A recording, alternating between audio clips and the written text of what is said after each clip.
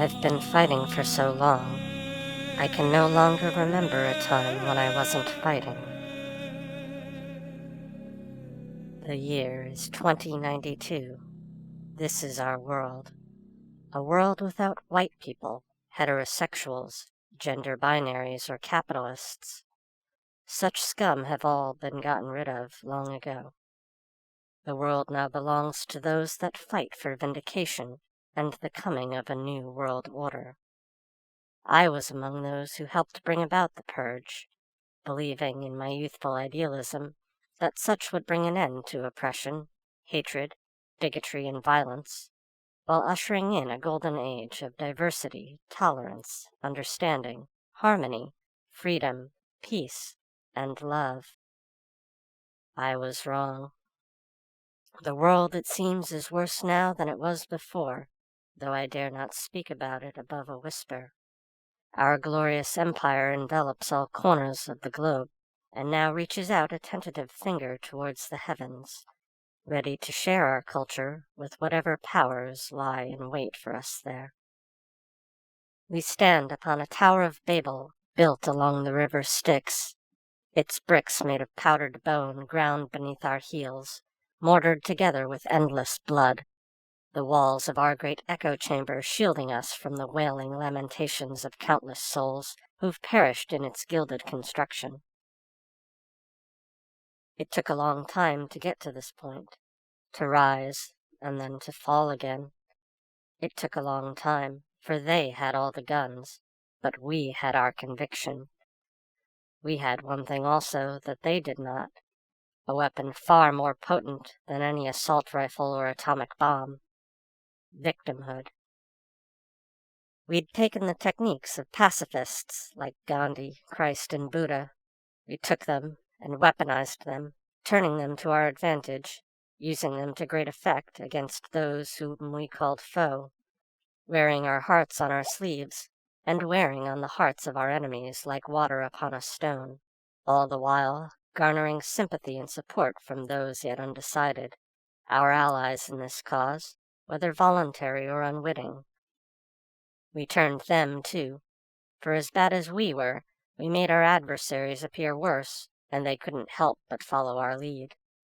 Electricity, water, and sheep all follow the path of least resistance. In our case, however, resistance was the entire goal, to smash the racist, sexist, capitalist patriarchy that stood in the way of our ideals, and our conviction drove us beyond all reason, until eventually we succeeded. At least, that's what I felt at first.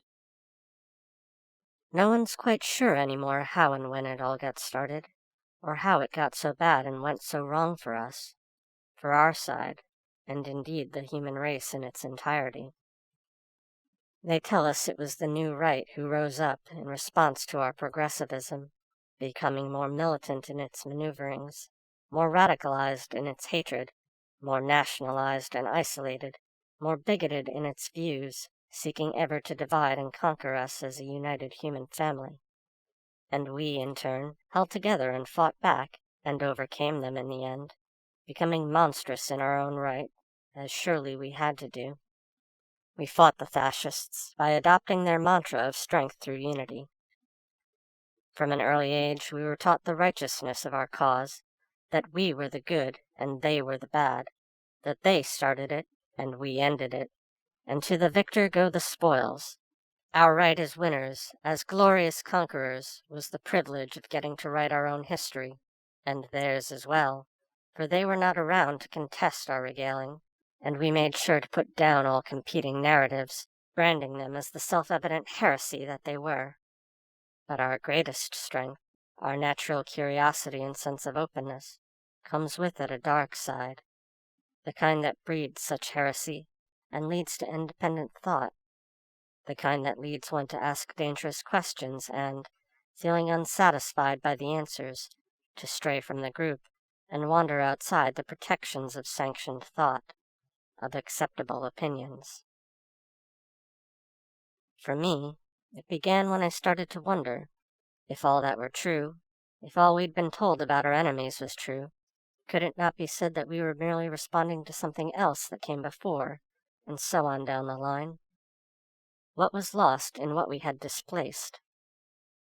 Hegelian dialectics says that history is little more than a series of reactions, a pendulum swinging back and forth between two extremes, forever overshooting a true Aristotelian mean, until eventually it winds down and stops somewhere dead center.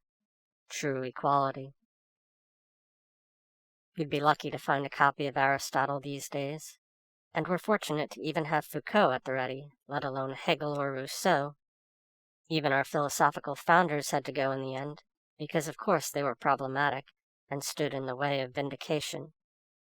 Thus we strayed ever further from the rational center. So elusive, yet always there, we just chose not to see it, riding the wave of momentum, passing right by it, unable to slow down, being carried by the changing of the times, by our own self-righteousness, the stories we told ourselves. Ironic that we fought so hard against the forces of systemic bias while reinforcing our own. Our own ideological investment in identity captivated us and blinded us to the oneness of all, as it had for our enemies, and we both ignored the simple truth, which is that it included those we fought against and who fought against us as well. I wonder now, from time to time, if they ever felt as I feel now, if they ever felt as I felt. As I said, it took a long time to get to this point. Vindication didn't come to us overnight, but by slow degrees, creeping its way into our society like a malaise, corrupting our ranks one by one, and taking me along with them. At first, their intent seemed noble, redistributing the collected wealth that had accumulated in the hands of a privileged few, giving it back to those who inherited nothing but pain and suffering. We would target only the upper elites, but slowly, over time, those words became as fluid as our genders, being just as much a social construct in our minds, malleable and fitting whatever purpose we so chose, or rather, what those who used people like me had chosen. Elite became wealthy, wealthy became middle class became anyone with more than a few $100s worth of private property to their name. Privileged became white, white became alt-right, alt-right became conservative, conservative became anyone who opposed the idea of an absolute central political authority. So it went with each dimension into which one could conceivably categorize people. In time, as we ran out of enemies, or rather, as our perception of who our enemies were changed, we began to turn on one another in a series of ever-escalating purity tests, until the enemy was anyone above or to the right of us. Hierarchy had to go, and with it went meritocracy and competence. Businesses failed, social cohesion began to crumble.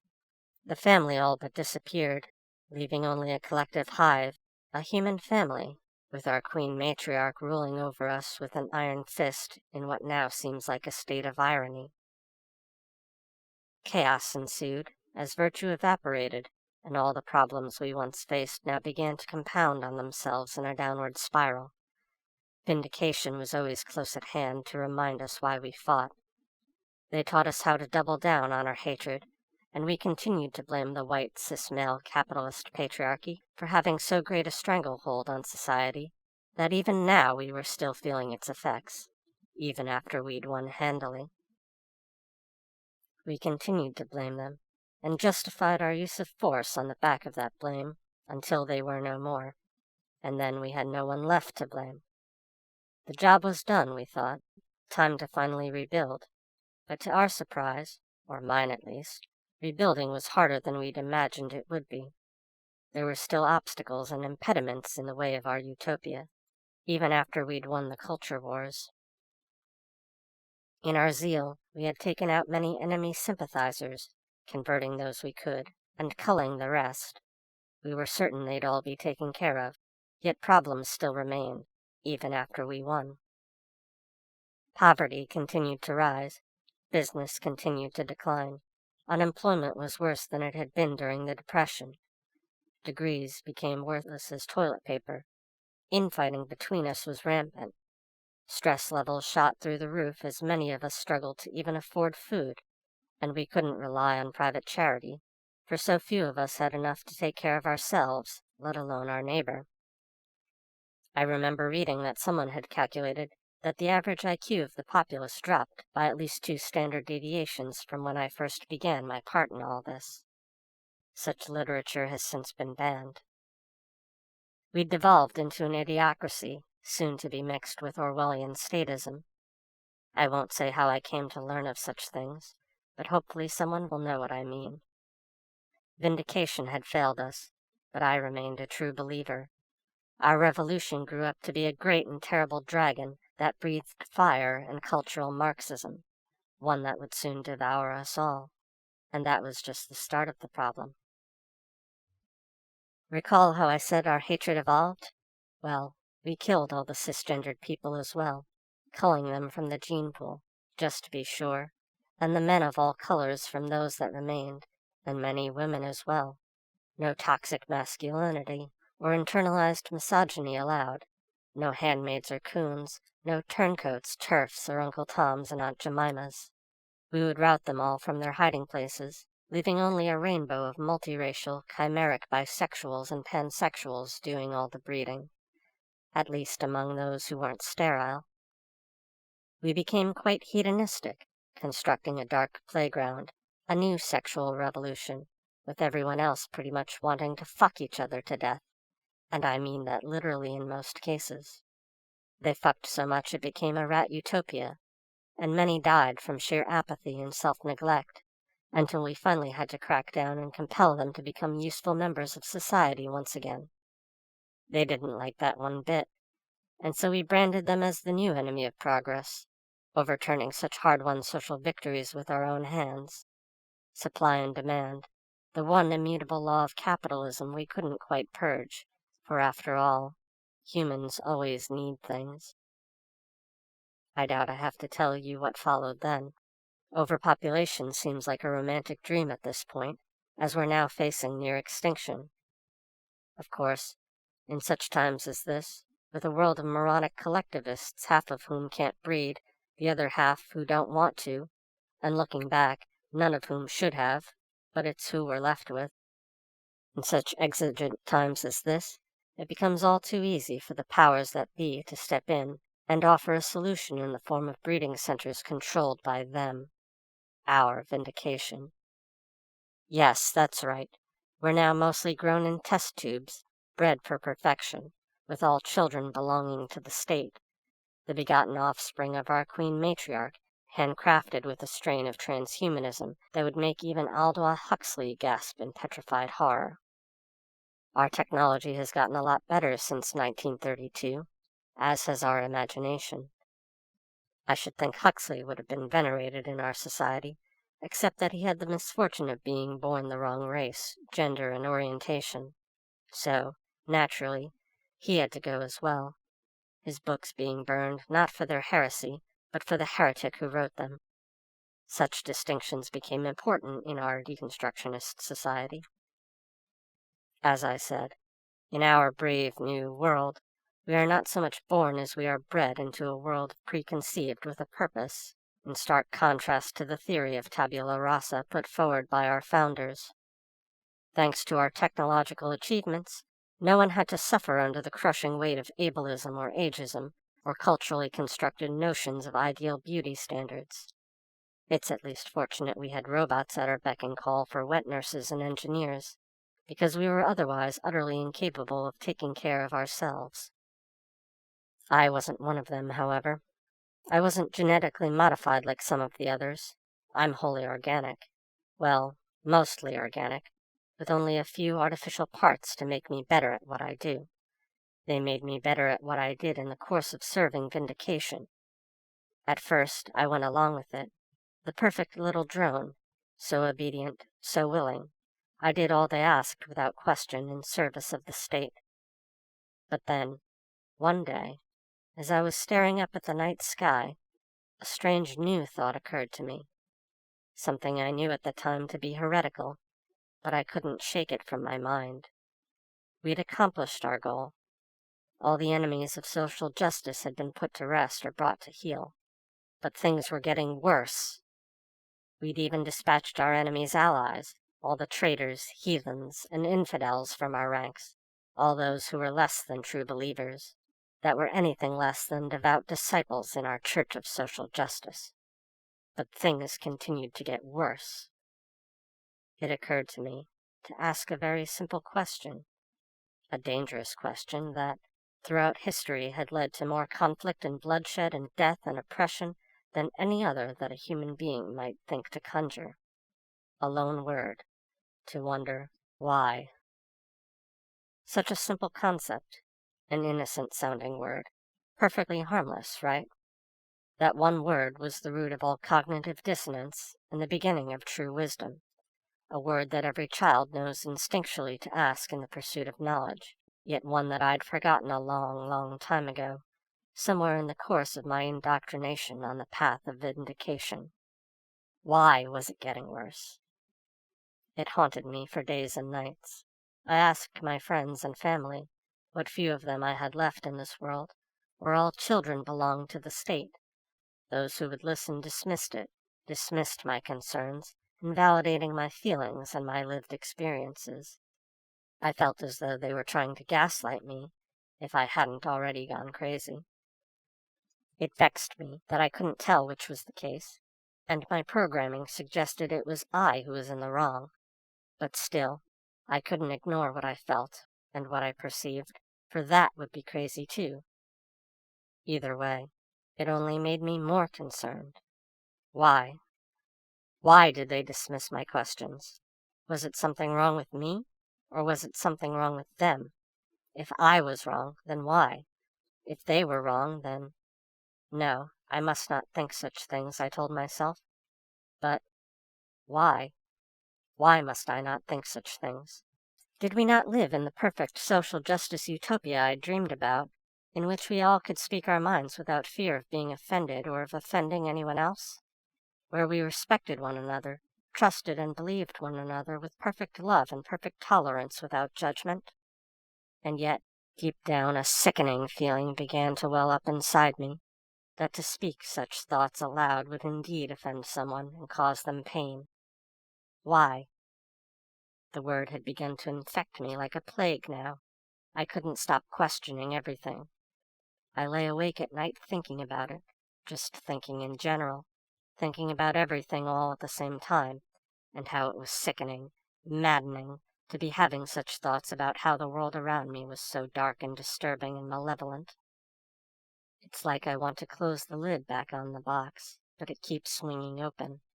I can picture it in my mind, a perfect gold and silver jewelry box for containing that forbidden knowledge. And yet, it's as if it has a broken latch that just won't close. I have to force it down, forcefully repress it, mashing it into place at the risk of breaking it, at the risk of losing my sanity. Why? I was breaking apart, but why? Why was this breaking me? Why did it pain me? Had I been compromised?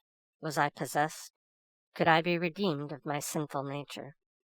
I thought we were past all that by now, weren't we? We were supposed to be.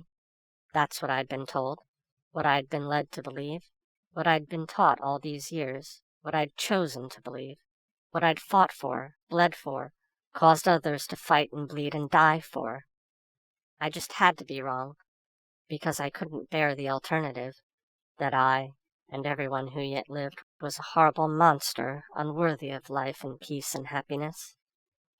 Maybe this was my punishment, karma coming back to bite me in the ass, a living hell to pay for a lifetime of sin. What was it that was doing such horrible things to me? I didn't ask for any of them, didn't give my consent. In the language of the social justice warrior, I would have been raped by mansplaining apologetics, an Uncle Tom or Aunt Jemima in my case, since I was something more closely resembling a woman, or at least I identified as one.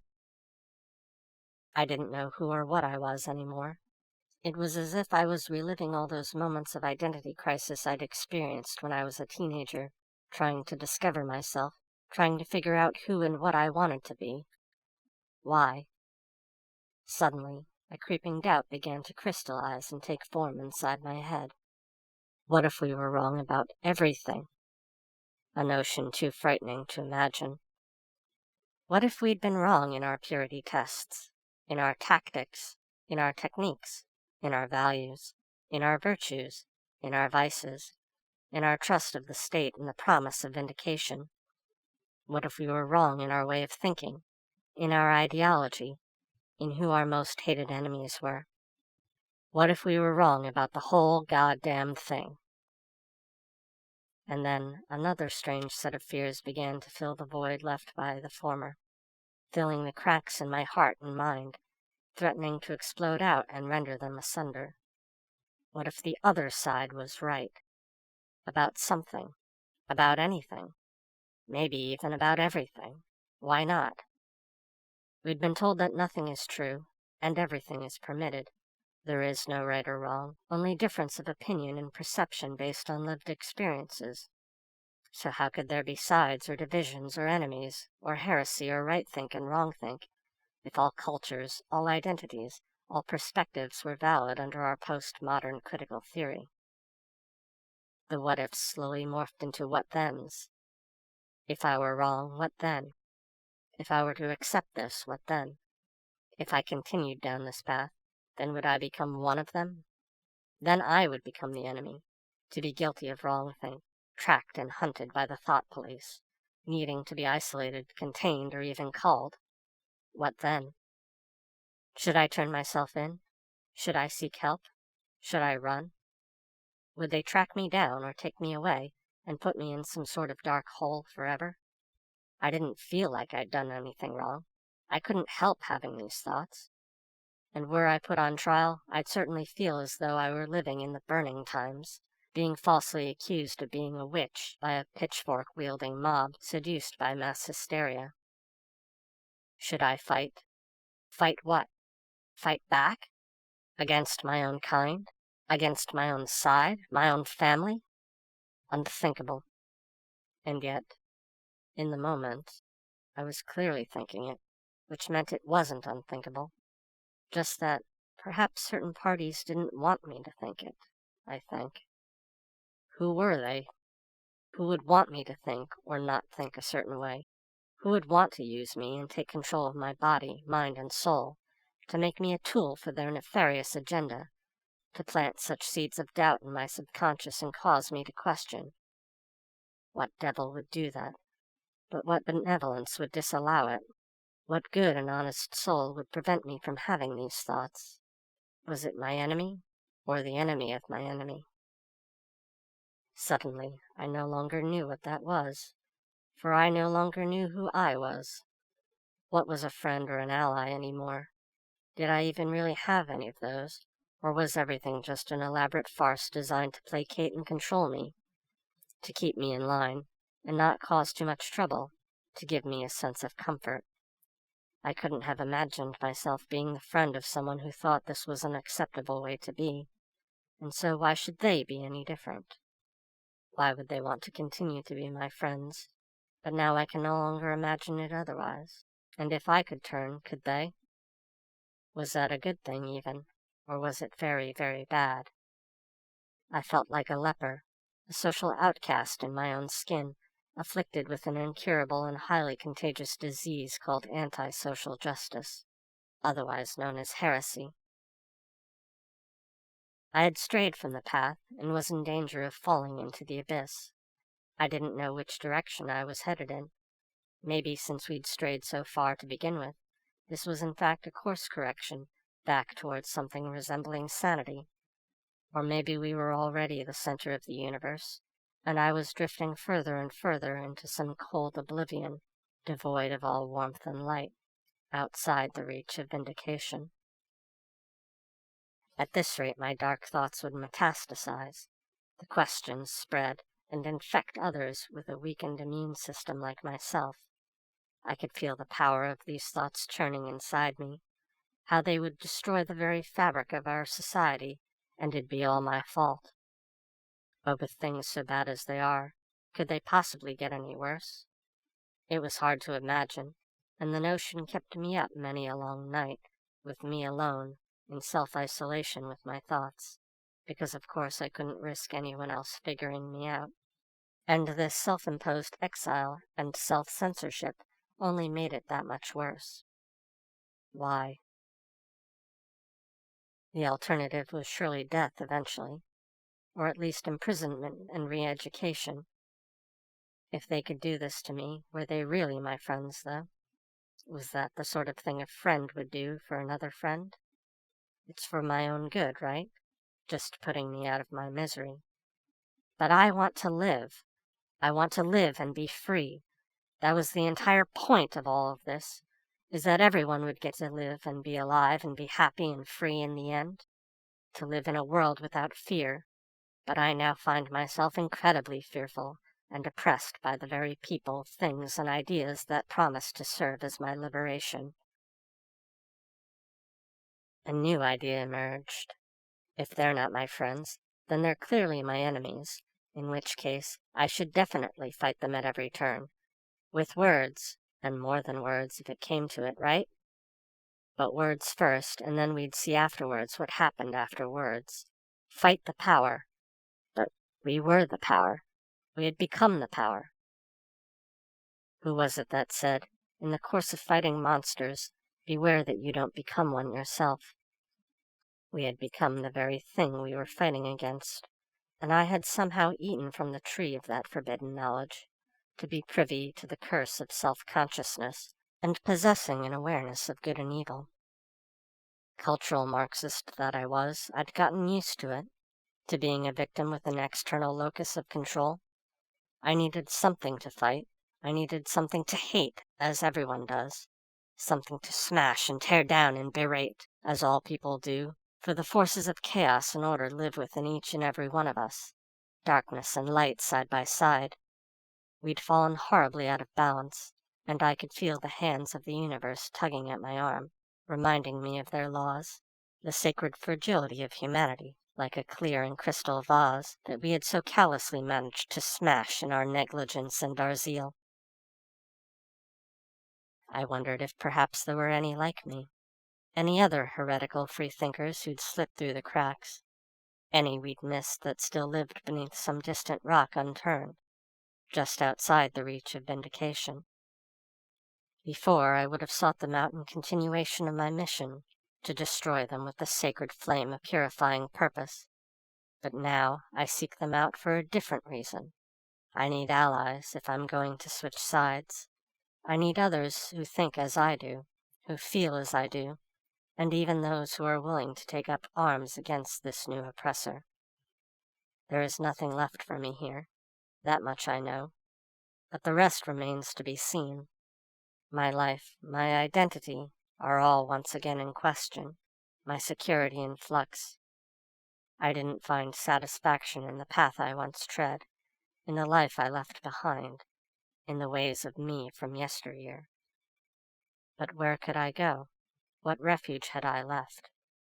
I would have to search elsewhere for answers, somewhere beyond the pale.